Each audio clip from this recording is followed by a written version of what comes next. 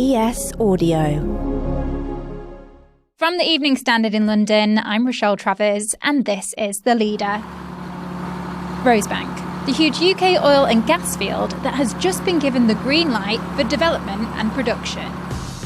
The North Sea Transition Authority confirmed consent has been granted for the site, which lies off the coast of Scotland. The field contains up to 350 million barrels of oil and is currently one of the largest untapped discoveries in UK waters. Green Party MP Caroline Lucas said the decision was morally obscene and an act of environmental vandalism. But Energy Secretary Claire Coutinho said the development would make Britain less reliant on foreign energy. Joining me now is Jess Ralston, Head of Energy at the Energy and Climate Intelligence Unit think tank, who previously said approving the Rosebank site makes no sense. So Rosebank is an oil and gas field just off the coast of Shetland, obviously in the North Sea, and it's an oil and gas field. However, it's mainly oil. Like much of the North Sea, most of the gas is gone and what remains is oil. So it's mainly an oil field, but there is a little bit of gas as well. And oil and gas we obviously export, import, use for petrol, diesel. Gas we also use in our houses for heating and cooking, and also to generate some of our power. Jess, the development has been given approval. What does that mean exactly, and how soon could we see drilling start? Well, Rosebank has been on the cards for a number of years. It's faced quite a lot of delays and a lot of protests, basically, from environmentalists, but also from other people who are concerned about the direction of travel for the UK's oil and gas industry, that being it's not winding down in line with our climate change goals. So today what's happened is the North Sea Transition Authority has given the green light, it's approved the oil field, and it said, yes, this can go ahead, which means that over the next few years, the developers, which are Equinor and Ithaca, and they're going to basically be building the supply chain, starting to get on with building some of the rigs and the infrastructure that will need to be able to get the oil and gas out of the oil field. So that's going to happen probably in the next few years, and we're probably not going to see any oil or gas come up from Rosebank until around 2028. So in the late 2020s, we'll probably see the first oil and gas come out of the oil field. However, given that we're still actually in a gas crisis and oil prices are a bit volatile at the moment, a bit up and down, it's not clear yet what the sort of economic impact of extracting that oil and gas in future years will be, because we don't know how much the price of oil and gas is going to be in those future years. So there's still quite a lot to be determined around the financing and the economics of the field. But yeah, it's been given the green light, so it'll be going ahead over the next few years. Why is the approval of Rosebank so controversial? Well, so the government has always said that it's going to approve new oil and gas fields from the North Sea. So this isn't a change of policy for the current government. However, it has faced lots of criticism from lots of different people. So there's organisations like the International Energy Agency, the United Nations, and our own advisors on climate change, the Climate Change Committee.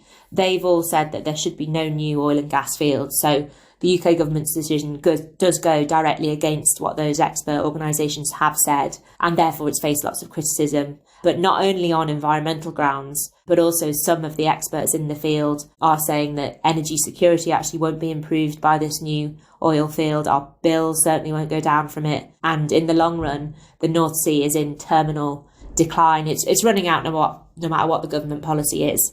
So it's not an unlimited source of fuel or supply. And therefore, lots of people are arguing that instead of spending money on a new oil and gas field, what you should be doing is investing in technologies like renewable power, insulation, heat pumps, which are going to lower our demand for oil and gas in the first place and help to get us weaned off volatile oil and gas supplies forever. You touched on energy security there. The Energy Secretary said the development would make Britain less reliant on foreign energy. What is your response to that statement? To say that Rosebank is going to improve our energy security and make us more energy independent is factually incorrect, because 80% of the oil which we get from the North Sea is exported, and Rosebank is mostly an oil field. So most of it's going to be exported, and because it's not owned by us, it's not owned by the British public or the government, it's owned by the oil and gas company. They'll sell the oil and gas on the international markets to the highest bidder. So there's no guarantee that it's going to stay in the UK. And specifically when it comes to oil, yes, we'll export it and we might end up buying back some of that oil when it's been refined and changed from other countries. But we're not going to know which oil is coming specifically from Rosebank and which is coming from other oil fields. So it's very unclear how much oil will actually stay in the UK. And to say it's definitely going to help our energy security is factually incorrect. That's not the case. How else could the approval of oil and gas drilling at Rosebank potentially impact the public? Well, when it comes to tax credits and subsidies, the North Sea has a very, very complicated tax regime. I mean, it doesn't help that the government says that it doesn't give any subsidies to the oil and gas companies. It likes to say that because it's a bit easier to sell. But essentially, taxpayer money does go to oil and gas companies in the North Sea. So there are effective subsidies, but they're just not called that by the government. And the real kicker when it comes to Rosebank is that the taxpayer will probably fork out around £4 billion to the developers to develop Rosebank because of a loophole in the windfall tax. And not only that, but we're also on the hook to pay for the decommissioning of it. And not only that, but there's also various tax credits and other tax breaks that the oil companies can access. So even when people talk about the economic impacts of Rosebank, jobs and, tax payments and things, it's really good to remember that there's a lot of tax breaks and subsidies for Rosebank that people like you and I are on the hook for. So that's obviously not ideal. And also a big thing is the government keeps saying that it's going to help with our energy bills. Now, our energy bills have been really high over the past 18 months or so because of gas, and Rosebank is mostly oil. So to say that it's going to lower our bills is also factually incorrect because it's not going to move the dial on those internationally set gas prices. Are there any benefits to this in your opinion? Why do you think the government is pushing ahead with it? I suppose the government's argument is that it's going to prolong jobs in the North Sea and it's going to prolong that tax income, even if some of it's then offset by tax breaks. But I think actually when you talk to people who do work in oil and gas and do work in the North Sea, they know that the future's not oil and gas because it's in terminal decline and our demand for it is going to fall as we head towards our net zero goal. And they know it's no longer a job for life. So it might be that actually we start to see a shift anyway of people moving from working in the oil and gas sector towards renewables and other things which are quite related, really. So, I mean, I guess they'll say it's for jobs, but as far as the international experts are concerned, they've already said we shouldn't be opening new oil and gas fields. So, yeah, the government doesn't appear to be listening to them. Let's go to the ads. Stay there to hear more from Jess Ralston, Head of Energy at the Energy and Climate Intelligence Unit, on what the other political parties have had to say about the approval of Rosebank and how this could all impact voters' decisions in the next election.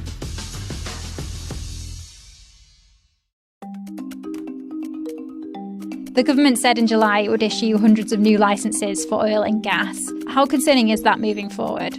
That was always the government's policy to issue quite a lot more licences for new oil and gas.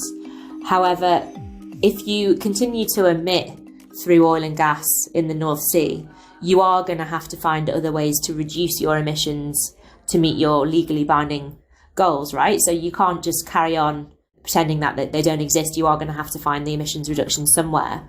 And last week, the Prime Minister obviously announced quite a series of rollbacks on some of the net zero policies that his own government put in place. And I think that is generally sending a message to lots of the energy industry that the UK is rolling back generally on how it wants to achieve net zero and issuing new oil and gas licenses while pulling back support for renewables and insulation.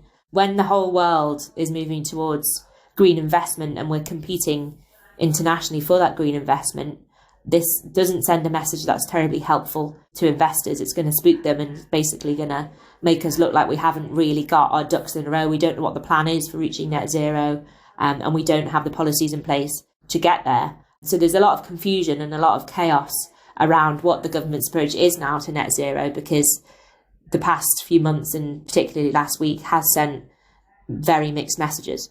As you mentioned, the government seems to be making a lot of sort of U-turns when it comes to its green policies at the moment. Do you have much data about how much voters care about reaching net zero and how much this could impact their decisions in the next election? Yeah, interestingly, actually, throughout the pandemic and the cost of living crisis, climate change and the environment has remained in the top 4 or even 3 most of the time, the top concerns for the public. So I think it's barking up the wrong tree to say that, the public want to see less net zero measures. I actually think they probably want to see more, because we're all seeing the floods, the droughts, all the other consequences of climate change happening in the world, but also in the UK. And that has an impact on how people feel about action on climate change.